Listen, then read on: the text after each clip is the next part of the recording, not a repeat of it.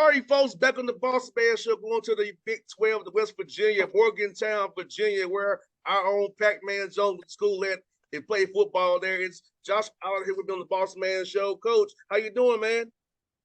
I'm doing great. Doing great. I mean, things are coming together. It's been a long road, but it's happening fast, and I'm excited.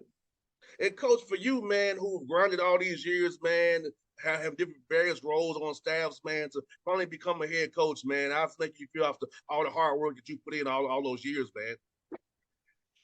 Yeah, I mean, I've sat in about every chair in this office. I tell you that, and about every role here at West Virginia University. And I tell a lot of people, the support I've had here from day one has just been incredible. And to be able to work with a Hall of Fame coach all those years and do every single role and every single responsibilities really gave me a lot of confidence to take on the challenge that has been put in front of me, and I'm excited to take it on. I hear that, coach.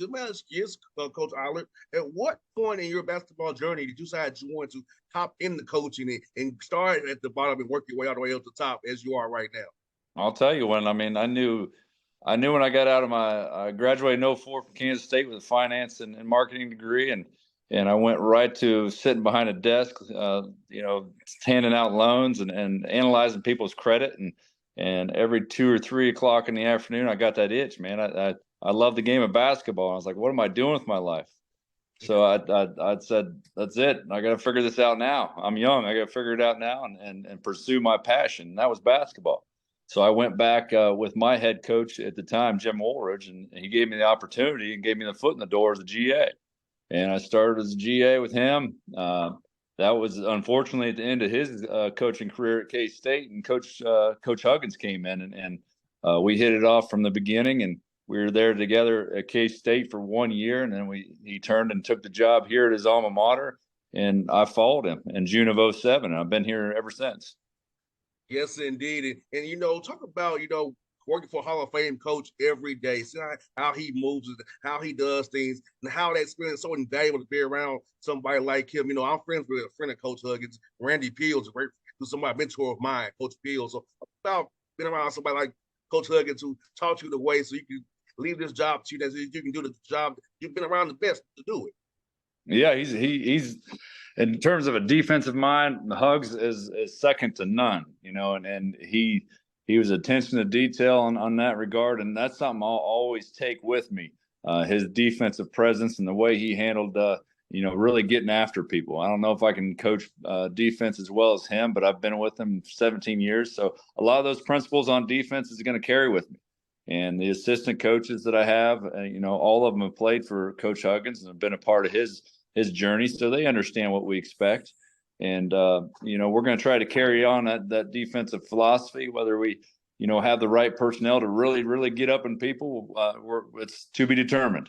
But we're excited to kind of take the reins and take the bull by the horn, so to speak, and get going. I'm itching every day, trying to get a full roster in here and seal that up so we can move forward. Just Coach Eilert, how has workouts been this summer for you guys, man? And who are some guys who really improved doing your 4 hours a week of working out together as a team? And this year probably is not much install because most of the guys you have for the most part. But how has it been, man? Who's some guys who really pop doing workouts this summer? Well, the summer was really hard because it was like a revolving door. All those players got all that leverage in terms of they had 30 days immediate transfer. So I knew there's 4 or 5 guys that weren't going anywhere, and they locked in from day one. But a lot of them were teetering. They had a lot of leverage, and in this day and age, and with NIL, they could jump ship and go figure out what their value is, and I don't blame them for that. It's just the new age of college athletics. But we got some really strong pieces, and we're really excited about the guys we brought in. Now, they got to come together, and we got to build some chemistry early and figure out each other and how we play off each other. But that's why I'm so eager to get started and get going.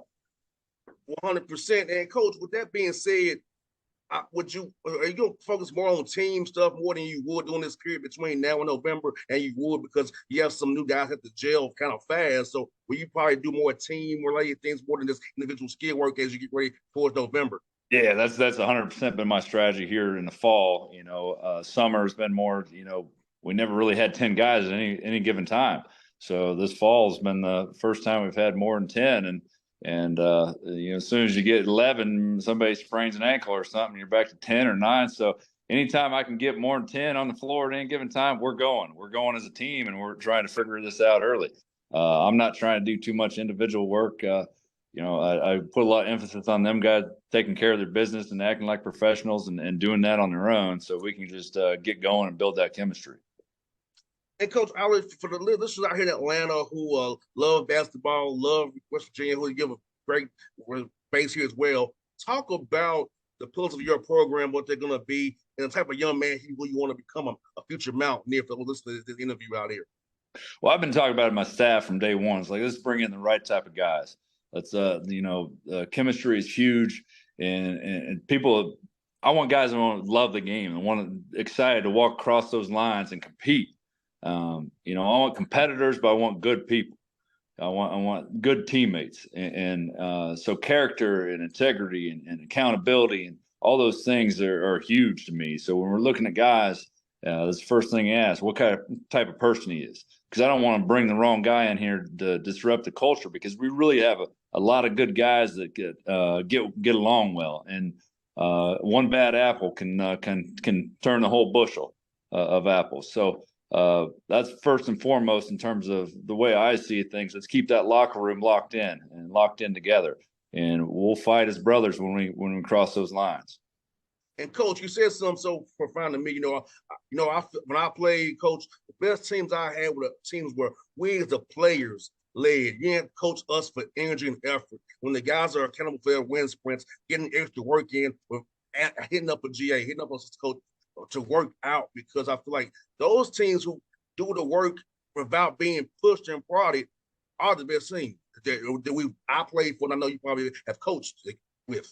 Yeah, I'm sitting here in my office. It's their day off. They're required to have a certain number of days off in the fall, and I hear balls bouncing. They're out there working, and that's the type of culture we're putting together. And I tell them all the time, this is your team, guys. This is your team. This is about you guys. How you guys are going to kind of come together and take ownership in it. And I think, from a leadership standpoint, I don't know who's going to take that role, but locked in, they certainly are. They're locked in. They're wanting to put that work in and get this season started. And I think they're all buying it at this point. We haven't got too crazy heavy on them yet and really pushed on them, but we will. We're going to get there. And Coach, talk about where you're at, man, with West Virginia, that national brand, how when guys hear West Virginia, they know what it's about, the tradition of it, that we make the phone call, got excited to come up to Morgantown and play for you all, and the environment of Morgantown and how the fans up there really support Mountaineer, anything across the whole state of West Virginia. Until you spend time in West Virginia or go to a game, whether it be a football game, basketball game, whatever it may be, people don't understand. This is 1.8 million people that absolutely love Mountaineer sports. They ain't got no pro teams here. We're not competing with pro teams. We got Mountaineer football, Mountaineer basketball, Mountaineer sports in general. So these guys, when they come in here, they realize their priority, their profile, they're high profile dudes from the beginning, because everybody knows who they are. They are the heroes of the state. And that carries a lot of responsibility. I tell them every day, it carries a lot of responsibility, because people are counting on them to represent West Virginia, and West Virginians have a chip on their shoulder, and that's the way we want to play.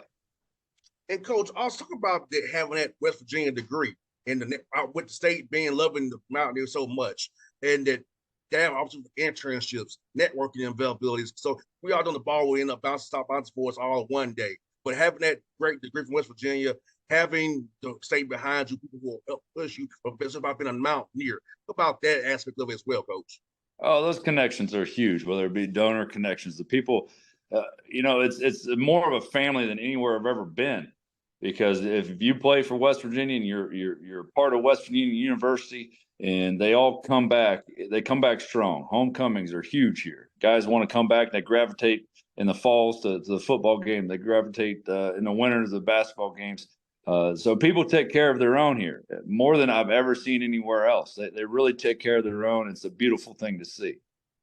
Yes, indeed. And Coach, for listeners in Atlanta who more ACC people, Talk about the environment in the Coliseum, man, when you all play on Saturdays, man, how the crazy the fans are. It's like really get a feel for that, how it is up there, man. It's hard to explain, man. When you see 14,000 strong, and you go up to that top seat in the Coliseum, you look down and you reflect on that guy sitting there at the top of that Coliseum and how locked in he is on some of those games, and it's packed to the roof. It's that energy is to a whole new level, and we feed off that as coaches, as players, and it's a beautiful thing. And it's you explain it to recruits, but they have no idea until they come in here and experience West Virginia basketball and that passion the fan base has here. It's a beautiful thing. I got two more for you, Coach. One of them, how cool is to see a former alum of West Virginia, Joe Mazzulla, lead the Boston Celtics, what he did in his first year there, man, and leading, and how you all lean on each other, man, as you listen, being the head coach now to see what he did last year in Boston. It's been great. I mean, Joe was here the first few years that we were here at West Virginia. He was our point guard, led us to the Final Four, led us to a Big East championship. But that's just another testament to how we treat our alumni and our people that gave everything for this program. You know, Joe comes back every summer. He spends a couple weeks. He just left here. He spent a week or so here in the program. Spent time working out in our facilities. Spoke to the football team. So he has that connection with us, and having him as a source for me, because he's went through not exactly what I've went through, but a similar situation. So there's a handful of people I can lean on. Joe Mazzulla has always been one, so he's kind of went through the situation that I'm going through, and having him to be there and bounce ideas off of, it's been great for me. Last one for you, Coach. I'll talk about the Big 12, man, and how you all about to get even a bit better basketball conference, in the next few years, man. But talk about the grind and how just from top to bottom, there's no easy night in the Big 12 basketball wise. How far it's about to even get next year and beyond. It's wild. I mean, you look back, you worried that the Big 12 was going to fall apart. Now, I mean, we're as strong as any league in the country, especially in basketball. So, there's going to be new venues, new challenges for everybody in this league. So, not only the 4 teams coming in, the rest of us are trying to figure out, how we navigate the new league. So everybody's kind of got a clean slate, and it's going to be fun. It's going to be fun to take on these new challenges and invite these new members in and start our own traditions and build up new traditions. So we're excited about it. I mean, Big 12 is going places, and it's a great conference to compete in, night out, whether it be football or basketball. So we're sitting pretty with where we're at with the Big 12, and we're excited about that. Well, Coach, man, it's fun to get you having the show, man. I hope you do a great job this year. Hope you keep that job, man, long term, man. I'll be cheering for you, Coach. And all the best luck to you, man. Absolutely. Thank you so much for having me on. I appreciate Coach. It was fun, man. Yeah, man. Take care.